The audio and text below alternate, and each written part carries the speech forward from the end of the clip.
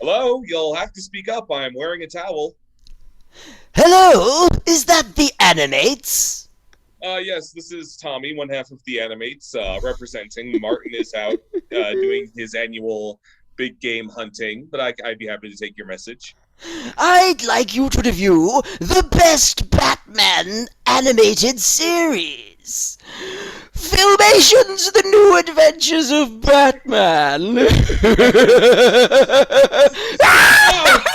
no, you madman! That was a really good joke. Thank you. You're Suffice a to real say, sick guy, you know that, Mr. J. uh, suffice to say, Filmation's The New Adventures of Batman.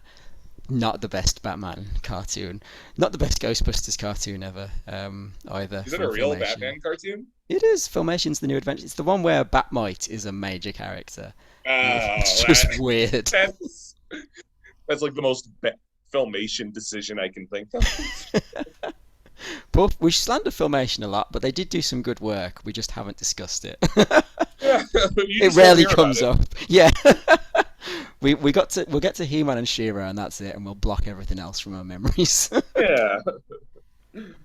All right. So we had so much. We recently did our top three X-Men episodes. I don't know if that'll release before or after this one, Yeah, I don't know but either. yeah. But we had so much fun watching a good cartoon for once. We thought we would do it again, and we're here to present our top three episodes of Batman the animated series. Yes. A good show. I don't know if we've got like. I think we talked about this. We didn't really. If we did a full on Batman the Animated Series episode, we didn't really know that we had anything new to contribute to the discussion. So Right. we thought sitting down and talking about our favourite episodes would lend a bit more. Give some interesting. I feel like everyone talks about Batman the animated series, but people tend to gravitate to the same handful or so with the villains that you know. You know, separate from this isn't necessarily what this is. It'd be kind of fun if we did like a forgotten because there's so many episodes of this show. Like, I don't think anyone's given particular credence to Maxie Zeus or Nostradamus. Yeah, those guys. Yeah. Yeah, Big Boss Higgins, yeah. the hot dog eating crime boss. I have one of my top three is arguably one of the an episode with one of those kind of a made for this show villain. I will spoil that. Are you going to surprise me and pull out the Sewer King episode? Sure is. A little redundant alongside Killer Croc, I feel. They should have had an episode where Killer Croc just finds him in the sewer. It's just like dumbfounded at what this guy is doing. You've given away that Condiment King is my number two. Condiment King should always get a shout out. I feel like he's really well remembered these days. Condiment King. Everyone seems This to is know him. so ridiculous. I think yeah, he stood out as being so ridiculous. Um, just a great concept for a comedy villain. Yeah. Um, Wasn't that episode like that guy was like hypnotized? yeah, it's Joker hypnotizing comedians into becoming supervillains, and I think he Right. Yeah. gets So it was very intentionally hokey, and it's a yeah testament to the sense of humor that these writers actually really have. yeah. It's a very Animaniacs type concept, isn't it? It's Right. that sort of style. I can't remember Yeah. who the other villains are. I know one of them was called Mighty Mom, and I want to say she was voiced by Rosie O'Donnell, maybe. I might That be makes remembering sense. that wrong. That's what she looked like. um, yeah. Do you want to do your number three first, or should I? Sure, sure. I'd be happy to. And this was a tough one to narrow down. I'm sure we'll have honorable mentions that'll pop up here and there. But I had a pretty solid top three from the start. I watched a handful of episodes I remembered fondly, and there's a lot that almost made it. But my top three I thought of is ultimately the top three I'm going with. My number three is Heart of Ice. Ah, I was very close to including Heart of Ice. I think Yeah, I one of the ones that was right in the like the final running up to my top three, but it didn't make it in quite in the end. But well Mhm. deserved choice. Totally. It surprises me always that this one's like what, episode 6 of the whole damn run.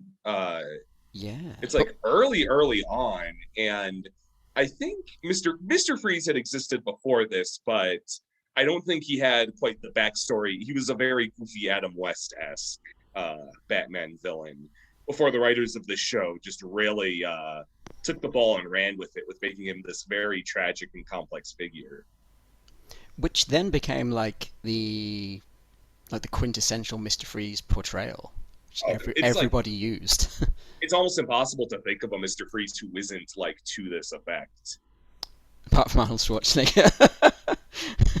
Oh, But you know, even then, he has the tragic backstory in that movie. yeah, However off his personality is, he still takes his cues from this one. So, yeah, yeah. Man, where to begin? I guess as on the topic of Mr. Freeze, it's Michael and Sarah doing the voice. They do this amazing vocal filter where it sounds like he's always talking out of like an old VHS, and he sounds yeah, incredibly cool. He's very cool. He sounds very, no puns intended. He sounds very cool. That vocal performance is one that I've just always remembered. Uh, yeah, you could listen to that voice for hours. I think it's so satisfying to hear, and he delivers Always everything. perfect. Always pure. This is how I remember you. He's great. He always has a bit of a. I can never figure out if Michael Anzara has an accent. I think he's got a little bit of an accent, hasn't he? I don't know where he's from or if he's just putting on the accent. I don't know off the top of my head either.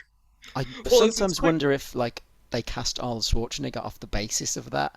Like, oh, Mr. Freeze has got a Hmm. bit of an accent. We need an actor with an accent. We need Arnold Schwarzenegger. And maybe Well, that's what inspired them to do that because he's got a very like I can't pinpoint it like I say, but there's a certain sort of it's very sort of otherworldly that mhm. voice that I can't I like. feel like he's.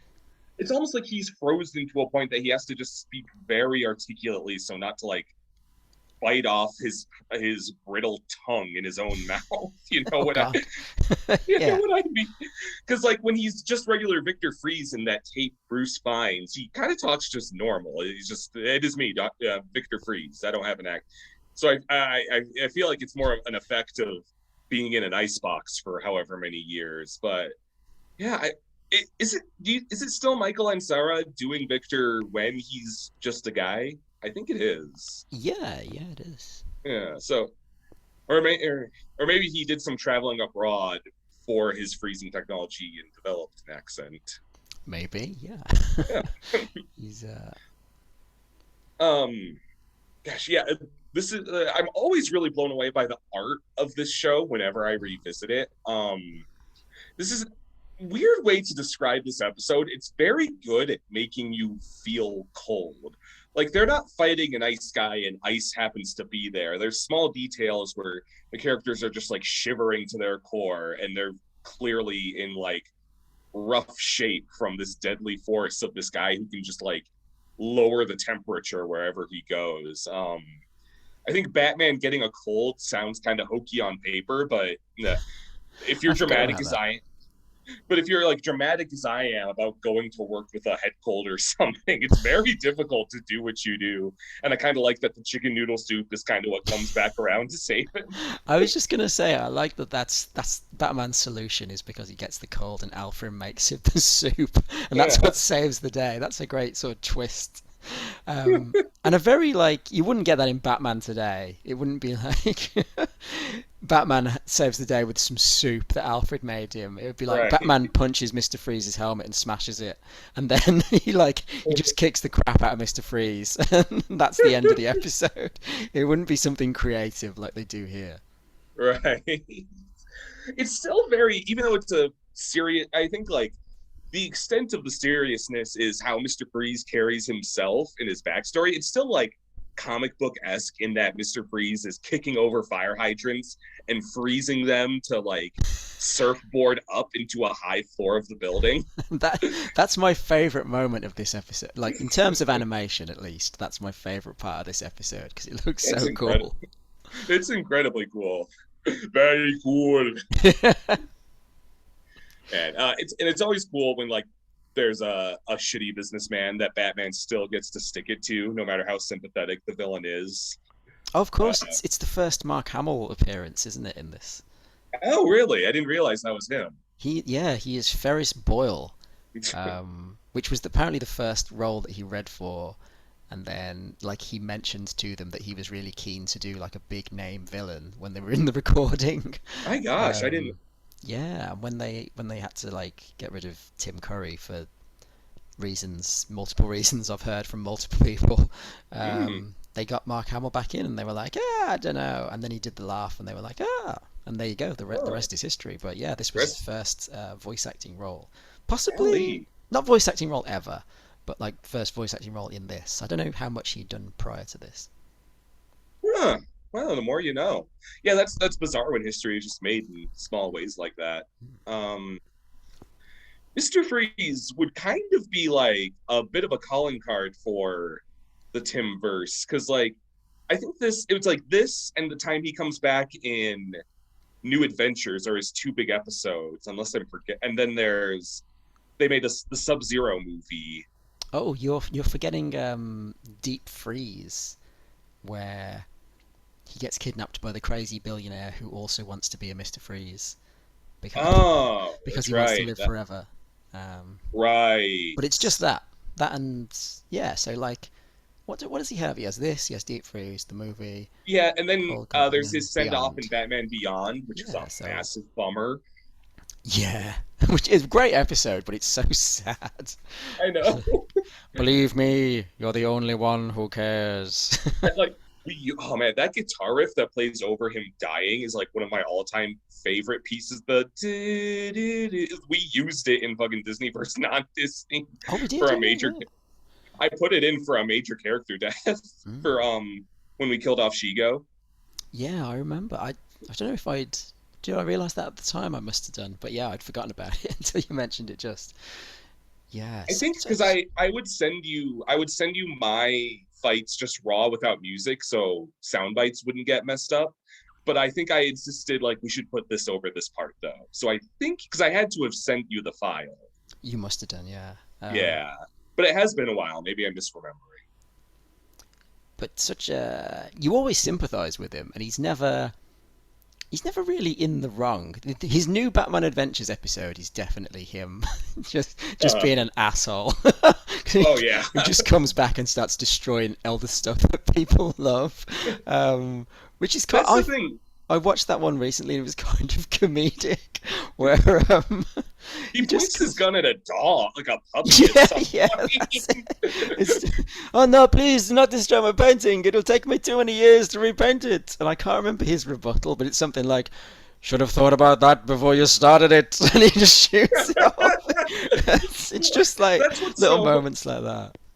he's still very much a callous dude, even in Heart of Ice. When one of his henchmen gets, I think his leg frozen, he's just like, "Leave him behind." Yeah. Like, fuck him. Like he's not a. I think people sometimes mischaracterize him that he'd be a perfectly nice dude if not for being a. Which I mean, he would be, but like the experience of losing Nora and stuff has made him genuinely a harsh and callous person. And I think that episode captures this while still making him very easy to kind of root for. Yeah, he's not the most reasonable person in the world, I would say.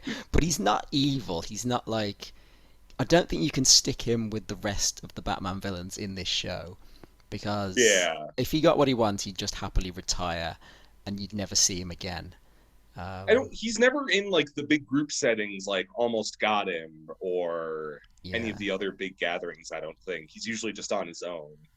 which is I do like probably it's good that they used him so sparingly, I think. mhm. I think there's where Batman's like, but that'll kill everyone in the building. And he just gets this like total smirk, like, yeah.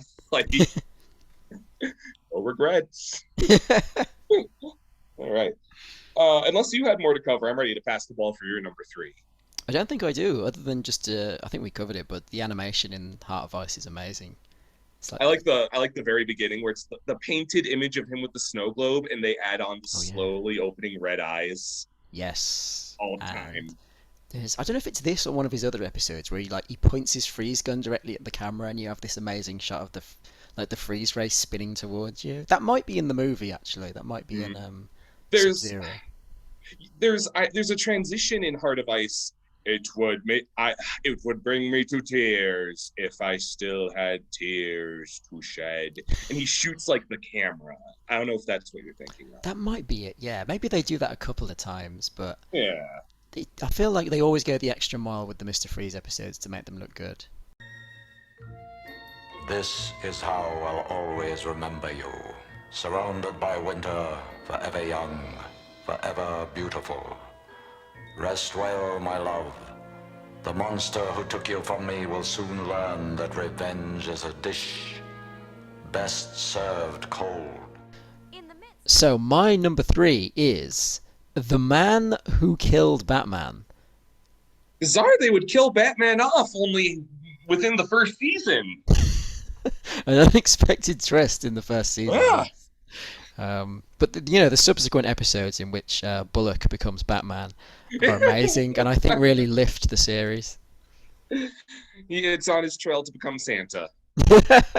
He's a man of many talents, Bullock. Yeah. I'll discuss Bullock more when I get to another one of my choices. But yeah, this is a surprisingly Batman light episode to to make it into my top three. But I love the angle of it's just some guy who who ostensibly has killed Batman, but like purely by accident. And the whole episode just follows him sort of blundering from one disaster to another as all these people like are just in utter disbelief that this guy has managed to kill Batman, and it leads him to the Joker in like some of the best Joker stuff in the series, I think, and off to Rupert Thorne, and then ultimately you find out that Batman is still alive and he was using this situation to his advantage. But it's a really fun just let's see what happens. How do people react to Batman's supposed death? Right. And going back to Bullock, even Bullock has like a sad moment where he realizes Batman has died, and Joker just doing an entire mock funeral, like genuinely crying at the death of Batman, or rather at the fact that he didn't get to kill Batman. That stuff is just so fun, and you've got Matt Frewer, who has a great voice as Sid the Squid, the titular man who killed Batman, just putting in a great performance. Phenomenal name for a pathetic gangster. Yeah, Sid the Squid. Like hailed as like this really tough guy by the end of the episode. Like he's always wanted to make it big, and Batman's like, we didn't mention this in your Heart of Ice thing, but I think a lot of the episodes that I've chosen, and I don't know if this counts for you as well, but Batman being a compassionate person and actually having some nice guy moments, like even in this, when he meets Sid the Squid at the end and Sid's really apologetic, he's like, oh, I think I know where you'll be happy, sort of thing, and he sends him off to jail, and like he sends him off in the knowledge that actually all these inmates are going to think this guy killed him.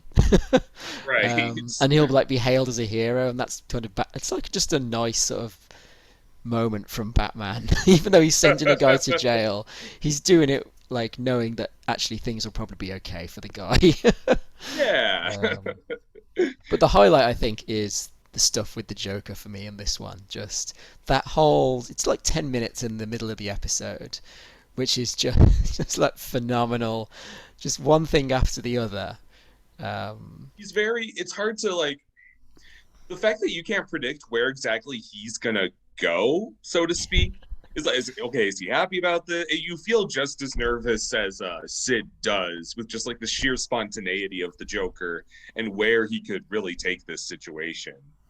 It's that thing, yeah, where you're not sure where the Joker's anger is going to be directed to at any given moment. And there's a great bit in this where Joker advances on him, and it's when he starts off with like a really nice sort of eulogy, and then he's like, but thanks to the man we have here, and there's a shot of like Joker's henchmen are standing behind Sid, and they both just ease out of the frame as his anger gets turned on this guy. And he has that brilliant rant where he's like, this diseased piece of hyena filth, he's not fit to lick the dirt from under my spats. But I digress. they just stick him in that coffin and shove him into like a vat of acid while Harley Quinn plays Amazing Grace on a kazoo. It's such an amazing, like, just a wild 10 minutes. Just like bookended with these more sort of subdued moments of this poor guy just trying to stay alive.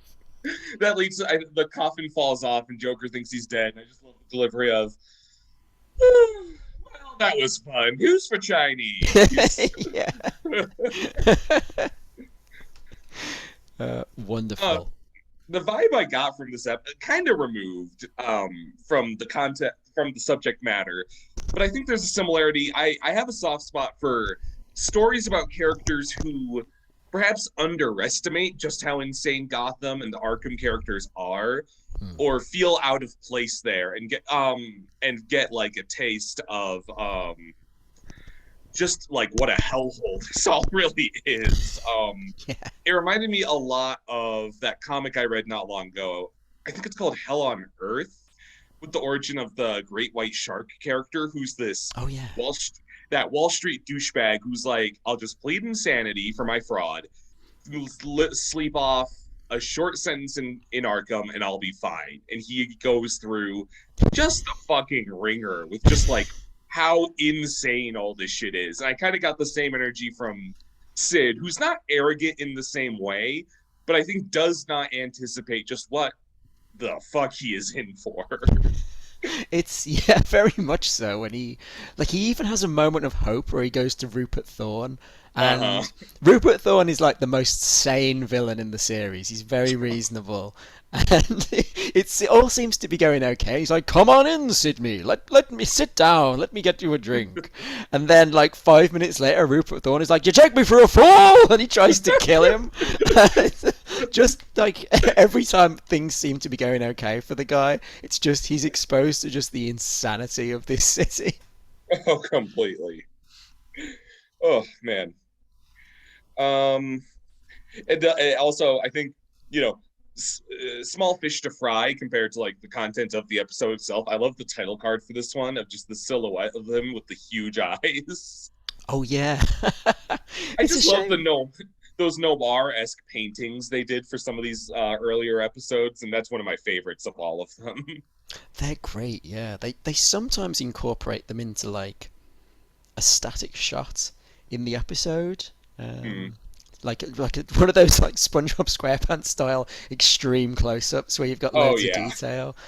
I noticed they'll sometimes throw those in, and they always look great. But yeah, they're amazing title cards for these episodes. When I was revisiting, I watched I wanted the ones you were going to do, so I was caught up because there's so many episodes of this show, and I always watch this show. I want to say it showed up on Adult Swim on some odd hour, maybe like first thing in the morning and first thing in the evening to bookend the more adult content in Adult Swim. I would catch the odd rerun of this show, or maybe something else. And it weirdly only struck me at this age that this is absolutely the kind of show that is, it's like, it was it's a little before my time because I'm much younger than I let on. And I imagine it was like prime time when it first aired, and then reruns would be like while the kids are at school. So this is like the weird kind of thing where it's like, oh, Batman is on. I'm sick from school and Batman is on. And you just get Batman's barely in this episode. It's a bunch of men in suits just chatting, pointing guns at each other. It's so interesting that you say that because I had the exact same experience. Maybe not with this particular episode, but like whenever there wasn't a named villain and it was like a quiet, subdued, like I'm trying to think of some, like Appointment in Crime Alley, I think is one. Paging the Crime Doctor. There's like those quiet little character pieces without the Joker like turning up to throw an Right. exploding doll at someone's face. It's just like a nice little Batman on a rooftop having a a sad moment. But as a kid, I Mhm. was like, "This is rubbish. Where's the penguin?"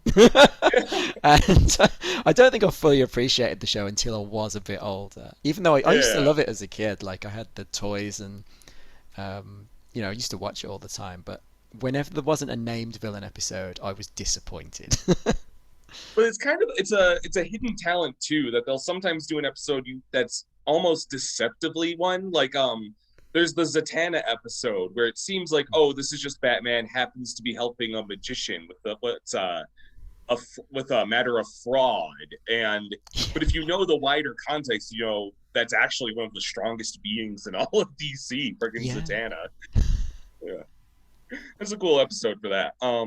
This one is characteristic in like Sid is definitely a character, but I think it is one of those strong on the stronger end of those more subdued character pieces. And you do get Joker and some other bad guys in there. Yeah, it's an unusual one. You don't really get any more from like told from another character's point of view. I don't think. I can't think of Mm-hmm. another time they did that. Maybe some of like the Harley Quinn episodes later on. That sort of Yeah. Harley's Holiday kind of does that, but Batman's still Mm-hmm. he shows up.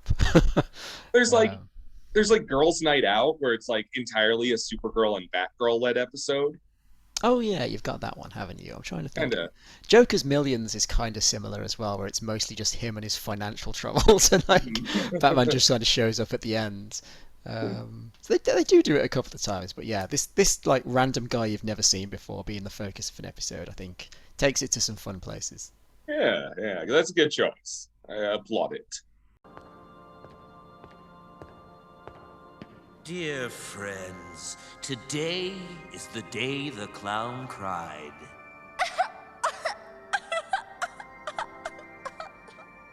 And he cries not for the passing of one man, but for the death of a dream. The dream that he would someday taste the ultimate victory over his hated enemy. For it was the Batman who made me the happy soul I am today. How I agonized over the perfect way to thank him for that. Perhaps with a cyanide pie in the face.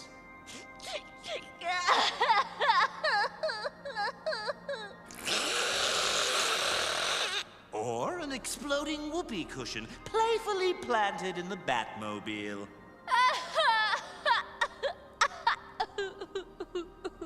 But those dreams were dashed by the Weasley little gunsel sitting there in our midst. The cowardly, insignificant Garneth who probably got lucky when Batman slipped on the slime trail this loser left behind him. This mound of diseased hyena filth who's not fit to lick the dirt from my spats! But I digress.